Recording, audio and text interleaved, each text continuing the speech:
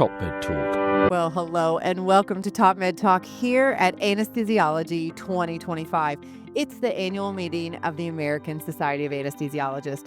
I'm Desiree Chappell, co-editor-in-chief and host today here at Top Med Talk, and I'm joined by my co-host, Dr. Andy Cumpstey. Andy, thanks so much for joining in with me. Pleasure to be here. Yeah, so Andy, you're a doctor, anesthesiologist from the University of Southampton. I am indeed, middle of the south coast of the United Kingdom, very, very bottom of the UK, right in the middle. Andy's been holding down the fort for us here on Top Med Talk the last year, so thank you so much for doing that, Andy. One of our favorite things to do here at Anesthesiology is to hear from the clinicians who are here, key opinion leaders and researchers doing amazing work in the field of anesthesiology. So our guest today is exactly that. We have Dr. Annery Garcia-Marcinkiewicz. Annery, thank you so much for joining us. Thank you very much for having me. Why don't you tell us a little bit more about yourself? Yes, I am an anesthesiologist at the Children's Hospital of Philadelphia. Or CHOP. Yeah, I have been there for 10 years, Oh. and it has been a lovely experience. We take care of so many patients. We see so many different kinds of airways. It has just been a fabulous experience to be there and to be part of this incredible team. That's great. So you mentioned airway. So this is an area of research and of anesthesia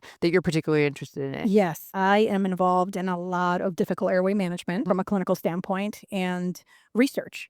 It's my area of concentration, and I do all things airway. Well, why don't you tell us a little bit about some of the specific challenges around those PD and neonatal patients that we take care of? Yeah. Pediatric airway management is really interesting because some of it is getting used to the different anatomical features that a child has compared to an adult. So understanding, anatomic differences, knowing that there's a larger tongue in proportion to the rest of the oral pharynx, a larger occiput, an airway that's more cephalad, right? And patients that you might run out of time, right? Because they consume so much oxygen that is also another challenge that we have when managing those airways, a time pressure component. And sometimes we have the combination of both, an anatomically difficult airway and a physiologically difficult airway. Yeah. One of the things that I've seen as an evolving challenge is that some of these airways that we're taking care of these really sick kids. So now we have the challenges that we're starting off with, the anatomical differences, the time pressure, the oxygen consumption. And then on top of that, this child comes in with an illness that is also posing another physiologic challenge as well, and maybe even creating greater oxygen consumption needs. And now our margin of error is very, very small. Over the years, we know there's been a major evolution in the different ways that we handle airway. Can you tell us a little bit more about what we're seeing and how things evolve for us? Well, things have been evolving quite a lot, actually. It's been really wonderful. Years ago, we had just a couple of tools. Yeah. We had a direct laryngoscope, we had a fiber optic scope, and that was basically it. Now things have evolved so nicely that we have companies making products that really are not just smaller miniature versions Yes. of the things that we use in adults. They're actually made with the proportions of a child in mind. So it really has given us more flexibility, more possibilities for what we can do to rescue these airways. So that's been really nice. Why don't you tell us a little bit more about the specific research that you're doing there at CHOP? Yeah. So we have a collaborative, the Pediatric Difficult Intubation Registry. It's a wonderful collaborative started by amazing mentors over 10 years ago. And it has grown. We have 40 centers all over the world. And anytime that we encounter a difficult airway, we then log in demographic information, case data information, what was done to manage these airways. And then we learn from these experiences to then be able to set the next prospective studies and then figure out how to keep kids safe during airway management.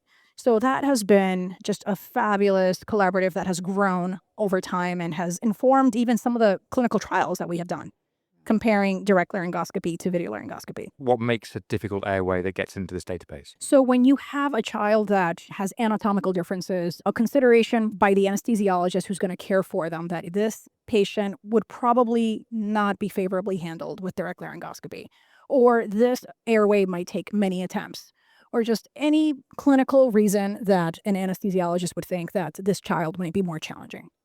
Always anatomical or physiological, as you mentioned before? For the most part in the registry, it's been anatomical reasons. Yeah, sure. And then what sort of work have you been doing with that data you get in the registry? After we've been looking at it, then we've been able to inform some prospective studies, and then we've been able to share the knowledge that has been found in those studies. For example, things like some of the devices and techniques that improve your success, things like anesthetic depth. When we choose not to provide neuromuscular blockade to a child for some very good reasons, how do we manage anesthetic depth for the entire airway encounter? Understanding that it's not a static process. The anesthetic depth that we might need to place an oral airway or a nasopharyngeal airway is different than the anesthetic depth we need to navigate a scope in the airway or a device or a blade, right? Which is different than the anesthetic depth that we need to get the tube through the vocal cords. Yeah. Understanding that that might be an incremental, very dynamic thing. So then we've been able to capture that from the registry and then share that knowledge and then actually talk with colleagues from around the world who have said, wow, I've experienced the same thing. And then that then guides our teaching. And then from there, we take all that evidence and we partner with colleagues from around the world to then, inform the neonatal airway management guidelines, for example, Right. which really has changed practice. So I might come back to those guidelines in a second. But you mentioned about devices, and have you been testing different devices and comparing them? Or, Yes. so can you give us some examples of what you've looked at? Yes. So we have compared standard blade VL to direct laryngoscopy. And then we actually did this trial. It was the VISI trial, a video learning in small infants trial. And, the idea for that trial came from so many collaborators from the Pediatric Difficult Intubation Registry based on data that we were capturing. And then we said, well, let's go ahead and design this trial to see, once and for all, is standard blade video laryngoscopy more favorable in healthy infants? And then we were able to do that and find that, yes, it does improve first attempt tracheal intubation success by 5% and reduces severe complications. Okay. And you have less need for external laryngeal manipulation and cricoid pressure. And when you have a shared view between the person intubating and the person coaching, there's better communication. You mentioned a standard blade video laryngoscopy. Can you break that down? Because in my world and what I use on adults, I kind of get that. But what does that mean for pediatric patients? Yeah, a standard blade video laryngoscope is the kind of video laryngoscope that if I were to cover the screen, I would be able to perform direct laryngoscopy with. So we're talking about your typical Miller and Mapp type blades. Okay. And it's interesting because with standard blade video laryngoscopy, you can use it in 3 ways. You can use it as pure video laryngoscopy. You could use it as video assisted direct laryngoscopy, or you could use it as direct laryngoscopy. So it has that, flexibility and that coaching ability too. Yeah. So you put the blade in, you take a look. Oh, I don't see so much. You look at the screen and you're like, now you start manipulating. You can find it in first attempts. Correct. It's much better. Or we might have a trainee go ahead, use it, put it in, and then I, as their coach, can say, back up, go further, let off, use less pressure, right? And so now I'm able to actually give them information that can be useful just in time. Yeah. So when you set the trial up, is it protocol as to how to use this device, or is it literally just this device or the other device? I love that question, and it came up with the design of this trial. And for this particular trial, we used VL as pure VL. We really wanted to test it in the ideal condition. And another thing on that note, we had most of the patients receive neuromuscular blockade, for example, so that airway reactivity wouldn't be a difference between the 2 arms of the study. Yeah. So just talk us through, so patients are coming through electively anticipated to have an anatomical difficult airway. They're the patients that you're randomizing to either pure VL or standard laryngoscopy? So actually for the video laryngoscopy in small infants trial, it was on healthy infants. For the Pediatric Difficult Intubation Registry, those involve difficult airway patients, either known or unanticipated difficult airways. But for this trial in particular, it involved 5 centers. We had 4 centers in the US and 1 in Australia, actually.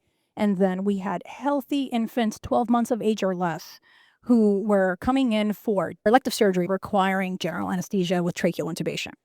And so they were pretty healthy and ideal to randomize. And your primary outcome Was first attempt success, And tracheal that intubation. improved by 5%. First of all, this trial was done in the controlled operating room setting, okay, by people who intubate regularly. So that's one.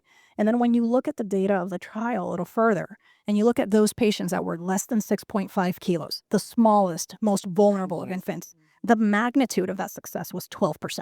Oh, wow. Oh, Yeah. Great. So it actually, it improved success amongst all the patients, but particularly in that group. And it had very in hospitals that this was new equipment, or is there any element of a learning effect or improvement over time with those numbers? Or So there could have possibly been a learning effect as well that we might not have full control over. But interestingly, when we look at the experience with direct laryngoscopy and video laryngoscopy in the trial, it was essentially the same in both arms. It was pretty balanced. All right. So on Top Med Talk, we discuss a lot about research. We talk to researchers and love to go deep in the weeds with that. But then I also like to bring it up to say, okay, this is great. How does this translate into what I do as a clinician whenever I go home? Absolutely. So what this data tells me is that when it comes to pediatric patients, particularly infants, you are better off with video laryngoscopy. It absolutely improves your first attempt success and it reduces complications. It is the safer, better thing to do for our patients. so you mentioned about the complications. What we haven't talked about is, are there any risks to this? But you sort of answered that. It seems like not. It seems to work.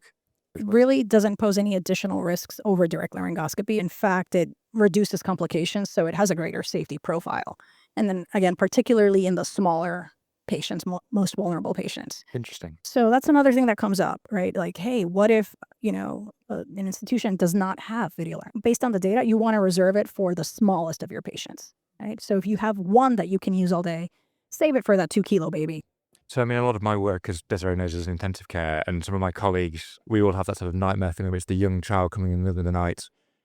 They'll say, should I be going for video laryngoscope in those patients if I don't use it very often? And your argument is absolutely, by the sound of it. Absolutely. Yeah. Okay, so right from the get-go, start with video laryngoscopy in that small infant. When it's standard equipment, I mean, if it's Yeah. the standard blades, Yes, correct. And if you really want to perform direct laryngoscopy with it, then you can do that. Just don't look at the screen. but you have your safety net right there. And then the whole room is on the same page as you, right? So it also improves team dynamics, right? Because everyone can see what you're doing, Yeah. then can give you feedback. Yeah. Well, we keep hearing time and time again that VL is becoming the gold standard for us now, and it really does improve that first attempt of intubation. So I'm glad to hear this. We are seeing the same in our pediatric population, so that's great. Again, as a clinician going back, what is the value statement I think that we can use or tell our hospital administration if we don't have this? A lot of people have it for adults, might not have it for kids. What is the value proposition for them? I would say it absolutely improves safety. It is better for our patients. It'll help us be more efficient. And by reducing complications, you're saving on costs to the patient, to the family, to the organization. Yeah, absolutely. And keeping our little kiddos safe is the very most important thing. Absolutely. So, Annery, this has been a fantastic conversation. I could talk to you all day about this. It's really good. I don't think we even scratched the surface, honestly.